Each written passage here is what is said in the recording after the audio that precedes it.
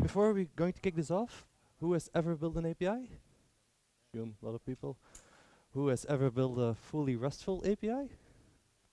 It's a bold claim. We'll see. Okay. I'm Frederick Vanbrabant. I'm a software engineer at, sorry for the bright slides, Made with Love. Made with Love is not a dating site or an adult site. We get it a lot. We're a tech company. We try to use cool technology to help people reinvent their IDs.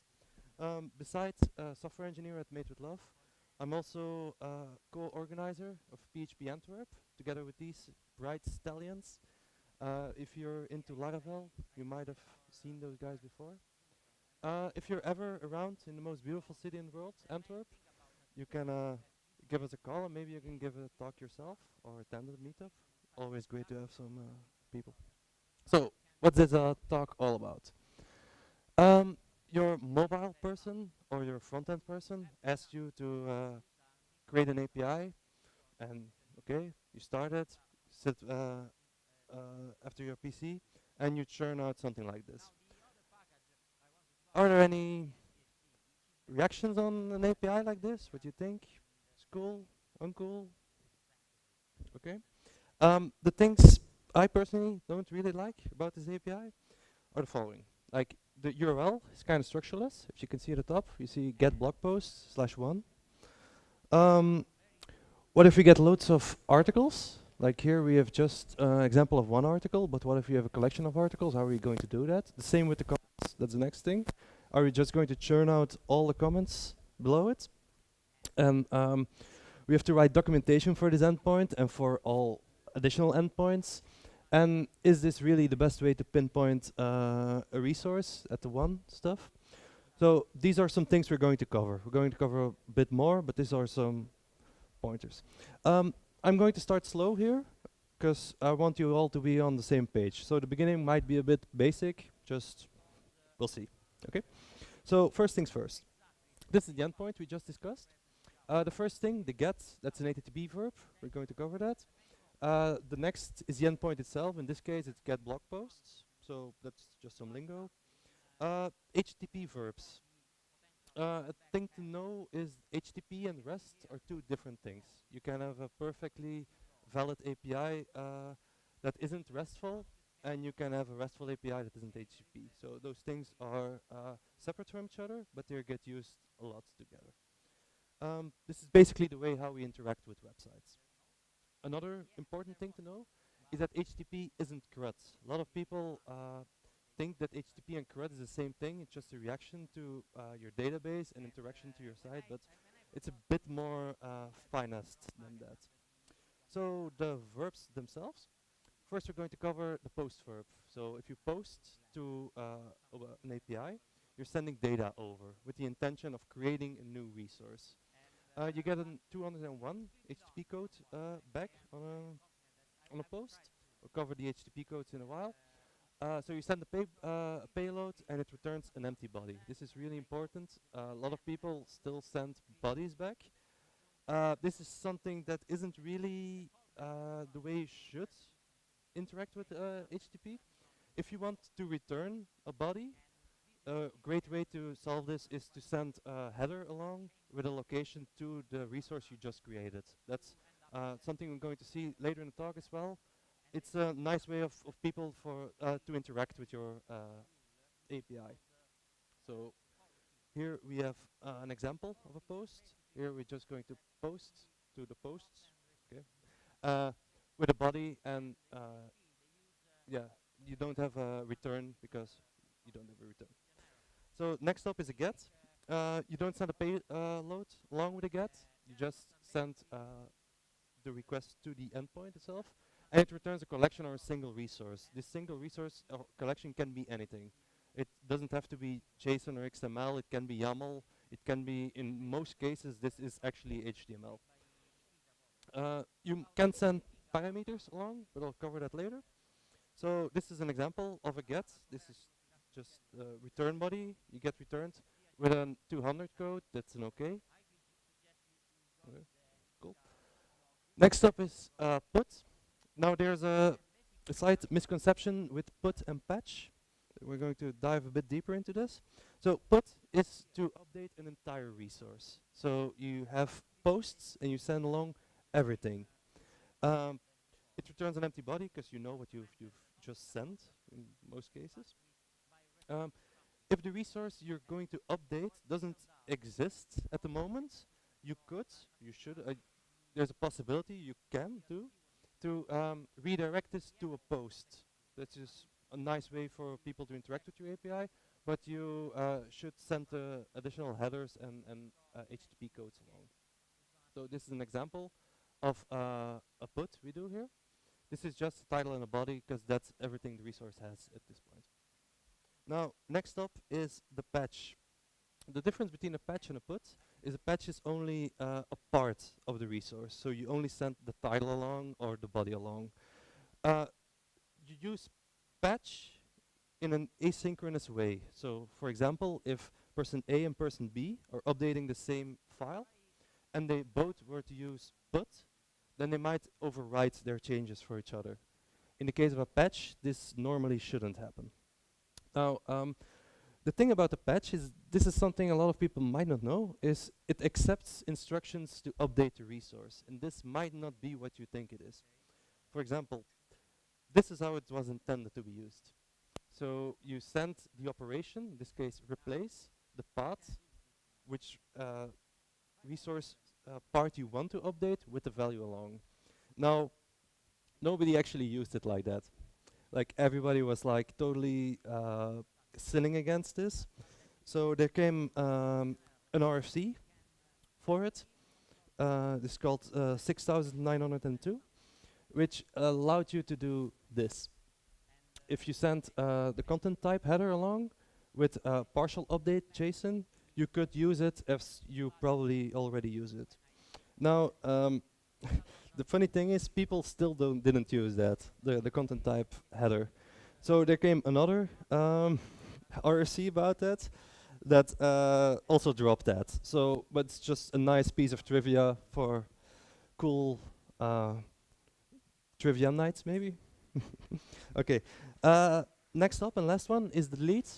You got a 204 return. You remove the resource and you return an empty body because there's nothing to return. The thing to notice here is you remove it from the client. You shouldn't, or you can, but you don't have to actually remove it from your database or do actually anything without it. Just restrict access to your end users to ever get that data back again. Yeah, this is an example. There's not much to show because there's nothing there anymore. Okay, cool. Those were the verbs. Now we're going to dive a bit deeper into the HTTP codes themselves. A lot of people always are very confused with what HTTP codes should I send on what reaction and how do you choose your HTTP codes. Now actually that's very simple. I found this this this big chart online. I think it was Stack Overflow, and you just follow it along. And it's no, don't do that. Just don't use stuff like that. So the thing I was saying with my great joke about the chart, don't use charts like this. The way I found to work best with this kind of problems, like how to choose a HTTP code, is first of all know which HTTP codes are out there, and sit together with the people who are actually going to use your API, and take your front-end developer and your mobile developer, maybe even drag a manager or a marketing people, because ours are free, and stick them in a conference room for I don't know, a few hours, and just dig through your architecture and your endpoints and see what fits what and what is logical where. But don't overdo it. Don't go too specific, because you need to document everything. Just in my experience, I like to stick to around maybe 7 different codes and reuse them throughout the entire application to just make it understandable API. So yeah, but of course, never like send 200 code with a 404. Those kind of things are like, yeah, that's a sin. So okay, quickly going through the ranges now. This should be all kind of familiar if you're into HTTP. So the first is the information range. You probably never see them, or not often. At least it's just extra information on the call. 200 range is a success range. Yeah, you've seen those before. Hopefully most used. 202 is kind of a cool one. For example, if you send a file along that needs to be compiled or compressed or used in any way that still needs to be handled, you can send a 202 back, which kind of states like, okay, we got the file or the process or the operation, but we still need to do something with it. But the transfer actually was a success. So that's a nice one to use if you're ever going to use it. The 300 range, redirect range. 300 itself is kind of funny. You can use this, for example, if you have an API that returns cat videos, for example.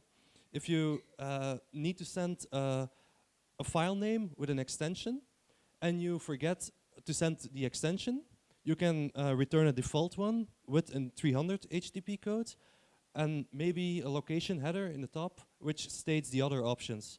That's a nice user-friendly way to go around these problems, I think. But again, just nice to know. The 400 range, this client errors, you've seen those before, I assume. The 500 range, this is mostly on your end, so yeah, bad stuff there. Okay, this is actually something I've seen a lot of people are still somewhat confused about, HTTP headers, so quickly going through those again. HTTP headers, you send them along each stack, metadata, and you can confirm other ones. So this is an example of just basically surfing to google.com. What we've got here is just at the top the GET, which we already discussed. HTTP1 is the HTTP protocol. Currently it's 1.1. 2 is coming, or it's almost here, I think, or even here at the moment, I think. HTTP 2? No? Okay.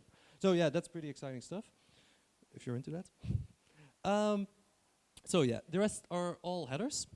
Here you have the host and stuff. A fun thing to note is the X ones are custom headers. You can define your own headers, you can send them along. A good practice here is to slap an X in front of it so everybody knows that's a custom header, and it's might be a little bit funny.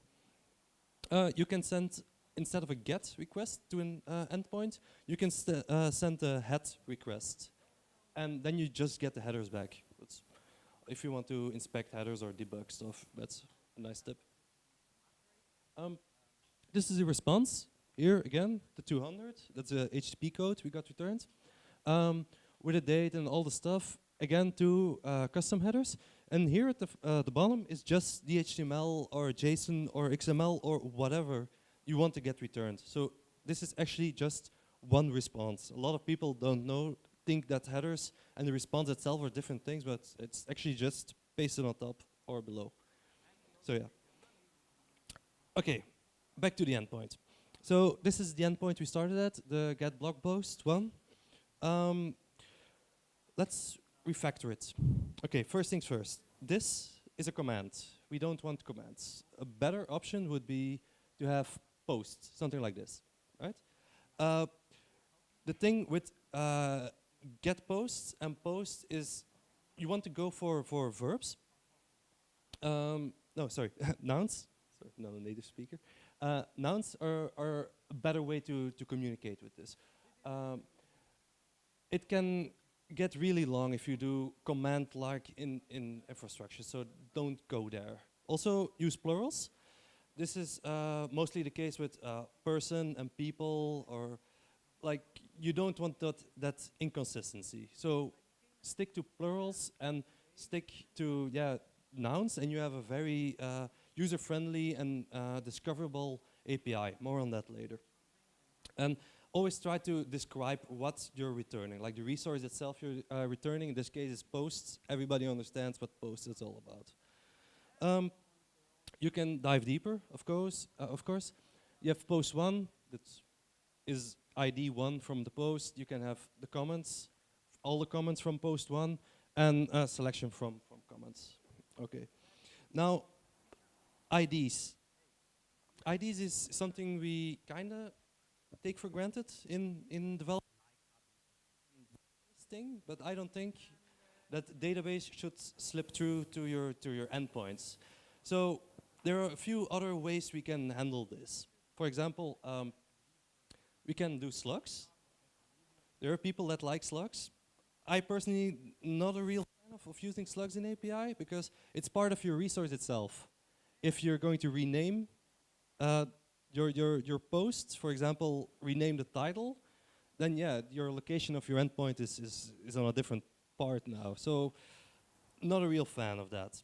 Also, you can have duplicates, which you have to avoid with a 2 or a version number or something. Not a real fan. And then a better option, in my opinion, is yeah, use UUIDs. This is also something I like to do in databases, but again, an API and a database are two different things. But you can still use normal IDs in your database and still use UUIDs in your API. This has a few benefits to it. Nobody knows how many users you got. Like in the first example, you're user 1. If you're newly registered as user 20 on a brand new, super cool, hip startup, yeah, then you know that maybe that startup isn't so going to be great. So in this case, nobody knows actually more information about your architecture or your clients or whatever. Another cool thing, extra benefit for using UUIDs in your API is you can do the async stuff. For example, I'm a mobile user and I'm in a place where I can't reach any network connection. I can still create a user on my mobile device, assign it a UUID, and do all the regular things a user can do. And then once the user steps into a zone which has a network connection, they can send the entire object resource to the server with UUID and everything, and it won't conflict with the database stuff. That's a nice way to interact with those things. Okay. I mentioned it before. I should have stick to this slide, but endpoint structure is not database structure. I think I've mentioned it before.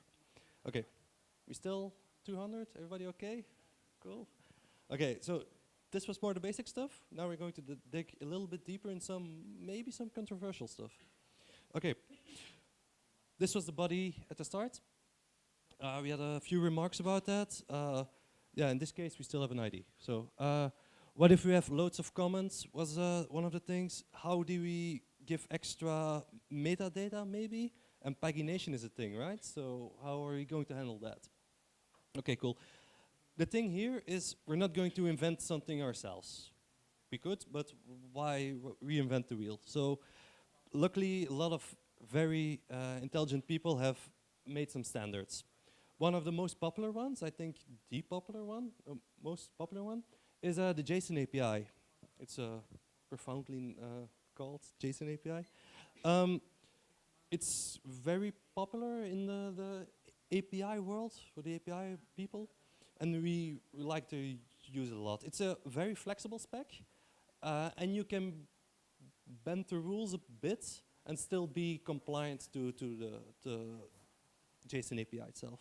Alternatives here are JSON and HAL. I think HAL is used by Elasticsearch, but just so you know.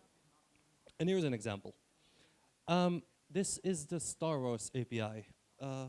Paul Hallett is a somewhat known Python developer. Might be an understatement. Made the Star Wars API fully mapped. It's online at Star Wars API, I think. Fully mapped Star Wars API. You can make requests and you get all the information back from it. So it's cool. As I stated before, this is an example. So it's not 100% strict JSON API, but it's a nice implementation of it. And you're going to see a lot of things you might be a bit, I'm not sure, but we'll cover those. Okay, first things first. At the top, you see the links. So there are 3 ways we could use it for pagination.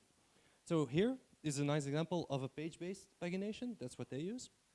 A nice thing about this is here we have accounts, so the people know how many resources you can expect on the page, the endpoint itself.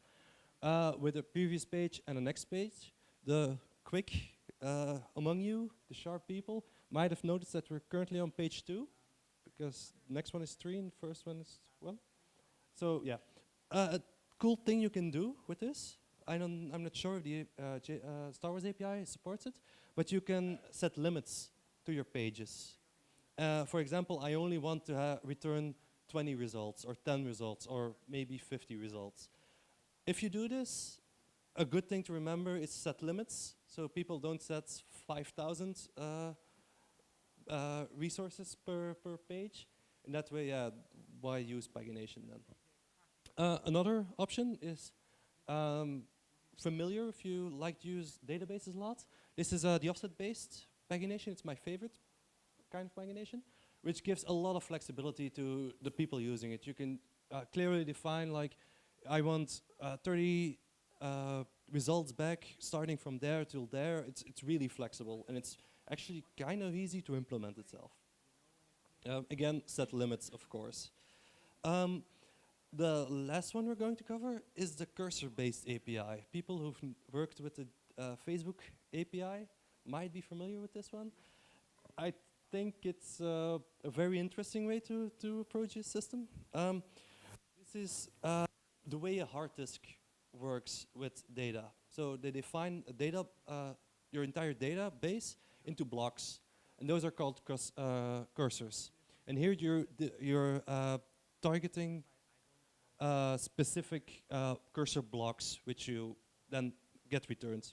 So this is really handy if you have a lot of data that moves really fast. So if your comment is now on page 1 and maybe 30 seconds later it's on page 6 or 7, then you can use cursor blocks. But 90% of the cases, this is way overkill and it's hard to implement. So maybe not go for it. If only go for it if you have like the use case for it. Okay, back to the body of the JSON API. I snipped the metadata at the top away, and we now just have the body itself. And I think you've probably noticed something about the sub-resources, like films and species and stuff. Yeah, the thing we get a lot is we can't have nested resources. That's not a thing. Or how does this work? Well, no. That's not how HTTP should work. If you go to a site, a website, you don't get every information of that site. No, you get links to pages and different parts of the API. This is what we call a Discoverable API. This has a few very nice advantages for it. First of all, people find it very obvious how to navigate your API. For example, if I want to go see who the story wrote from Flash Gordon, I can just go to that URL. I don't have to check documentation. I don't have to dive deep into the API and then search around. No, you have links to it, and it's really, really nice way to implement it. I didn't invent that. That's HATEOAS. It's not a brand of cereal. It's the hypermedia as the engine of application states. It's basically how you already serve the website. And this is the most overlooked part of REST. If you take anything away from this talk, let it be HATEOAS. Check it out, maybe implement it. I would advise you to implement it. And it's a nice way how to serve and design APIs. So this is the example you noticed. If you implement it, a nice tip to do is here. We have some data that might seem a bit strange. Why are you pointing the same URL you're currently at? Well, if you have a Discoverable API, if you link to different parts of your API, it's nice to have that information in your resource itself, so you know where you are and where you're going to go. So that's pretty cool. Okay, cool. Another question we get a lot about HATEOAS is what? I'm not going to keep making connections to your API for all that data. It's just insane. Well, if you noticed, for example, you can just go to films and you have all the films. Or another cool thing, which is actually fully spec'd, is you can just use commas. That's a thing you can do to just get specific parts of the film or films.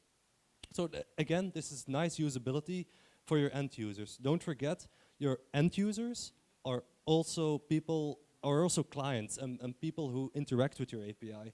So why not make a beautiful interaction for them? This is actually user experience kind of things. So, okay. This is something I've seen before, is query parameters, which actually let you include different parts of your resource. For example, here I want to have all the articles, but I want to include the comments and the likes as well as sub-resources. It's allowed according to the spec, but I personally don't like it, and it goes against a bit the HTTP feeling I have, but of course it's free game. If you want to do it, you can do it. Okay. The thing those options were actually meant for, or more used for, is, by the way, they're called query parameters. I think you've noticed that already. Is to do filtering on your endpoints. For example, here you have the cheeses, but they will want only return the debris and the shatters. So you have an entire list of all the cheeses, and you can filter on them. There are two ways, or different ways you can do it. The second way is technically more correct, because you're actually making an error from it, but the first one is more readable. So options are open here, of course. This is, again, a nice way for people to interact with your API. Okay, cool. Next part is a bit big. Authentication. Everybody has already been familiar with authentications if you've ever made APIs. So first things first, you can't do anything authentication-wise without HTTPS, SSL stuff. Those things are basically free these days with Let's Encrypt, and there are a lot of options out there. Secure your endpoints, so they're actually secure. You can't. It's really stupid to implement things like OAuth without HTTPS or SSL stuff. So yeah, secure it. I'm only going to cover 3 of them. One of them has already been covered by that strapping young lad. So we're going to kind of go quickly through them. Of course, yeah, I'm not going to cover the entirety of OAuth 2. It's a bird's-eye view, so bear with me. Okay, first things first, HTTP basic.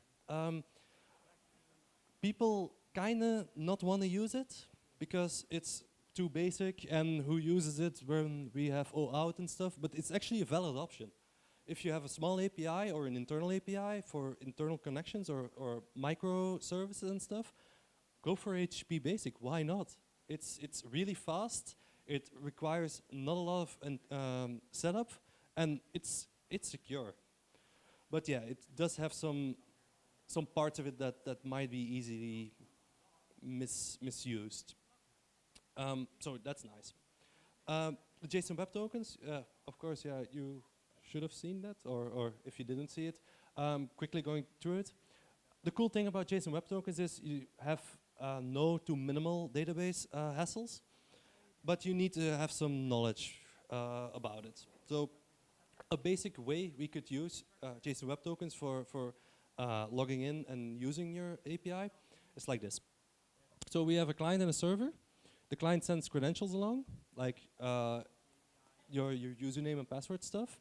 You get a JSON Web Token returned, and you can make new calls with the token to have access. You send along the token in this case. So no longer sending the username and password over the wire. This case we're sending just the token, which should be secure, more secure. And if there's a man-in-the-middle attack or something like that, which shouldn't be the case, but never know, then you still only have the token and not the password and username.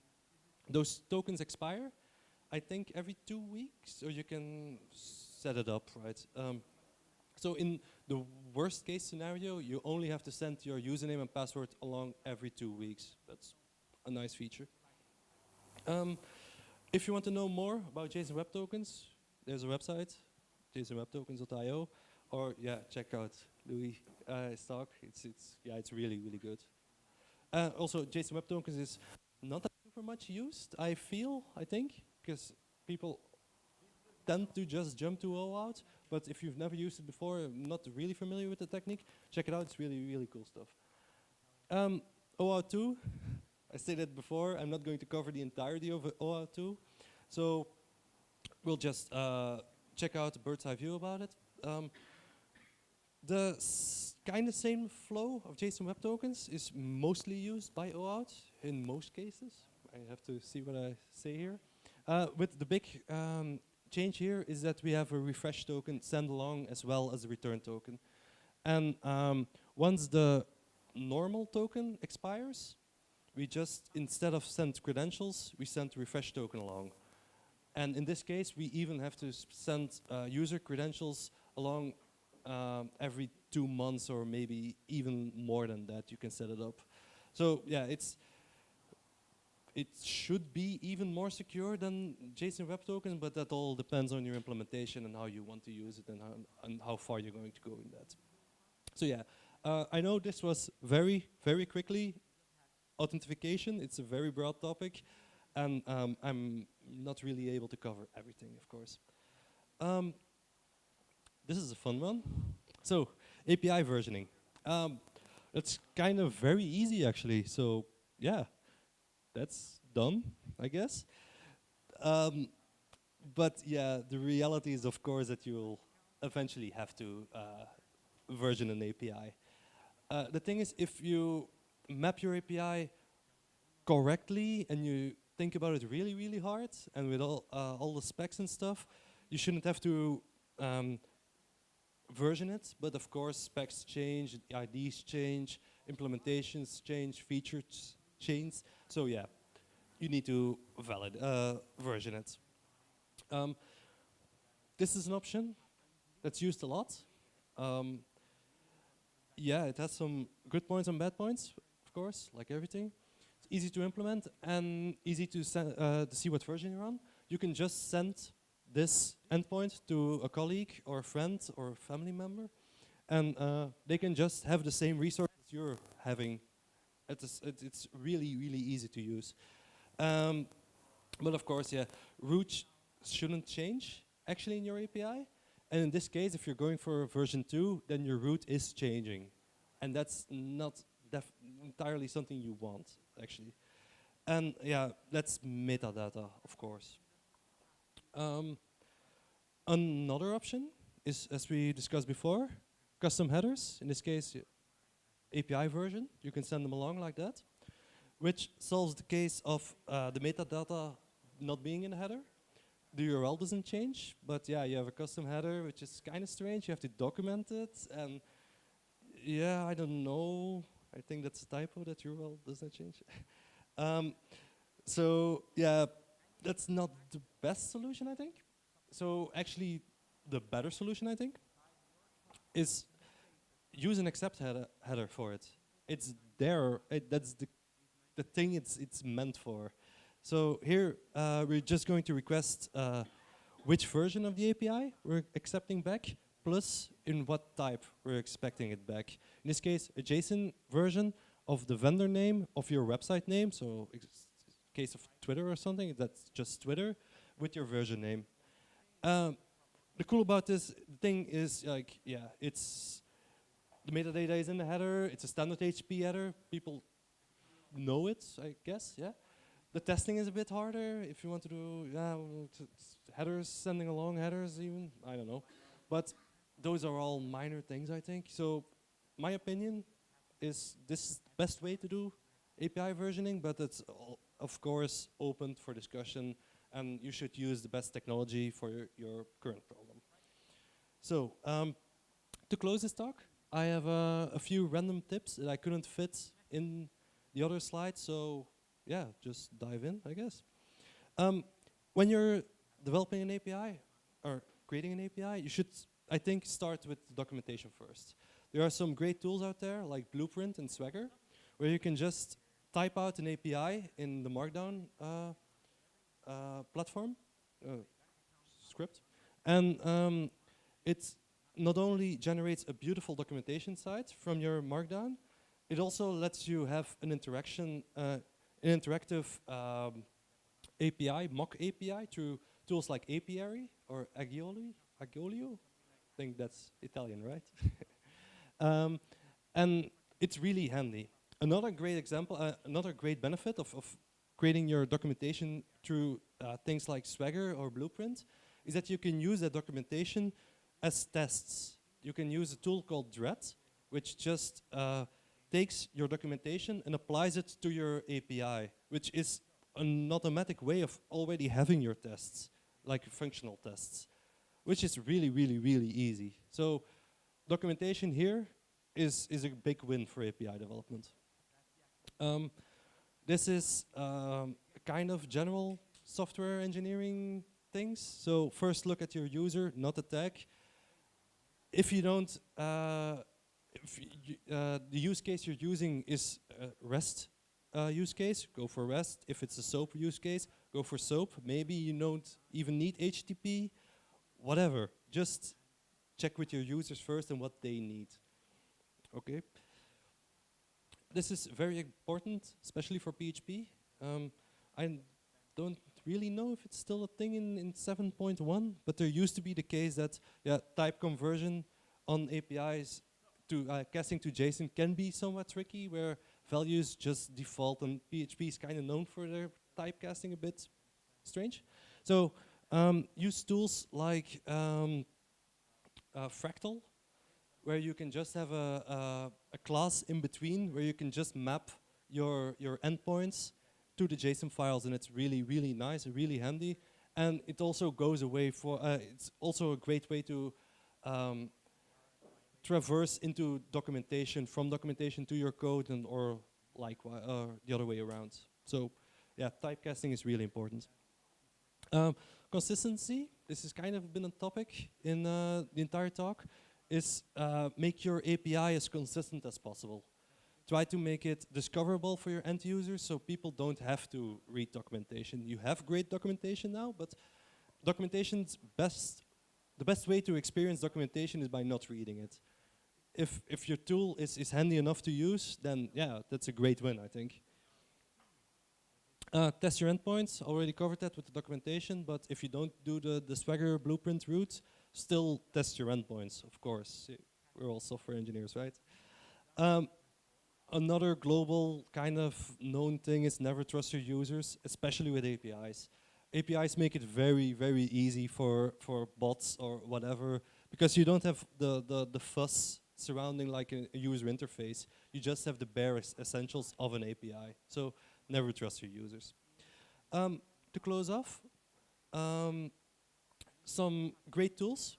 If you're a Laravel user, maybe some of you are, there used to be the Dingo API. I don't think it's been developed anymore. I might be not entirely sure about that, but if it's back on development, you should totally check it out, because it's this one big package where you just have all the great things in it, and you can plug it into your Laravel application and just have a great API with that. If not, check out the PHP leak. Yeah, but that's like the standard, I think, for packages. Or Spatie packages are also a great way for using API stuff. They have a lot of cool API stuff. There's always at least one Python developer in the room. I don't know why, but there's always one. If you're the Python developer and you use Django, then yeah, check out the Django REST framework.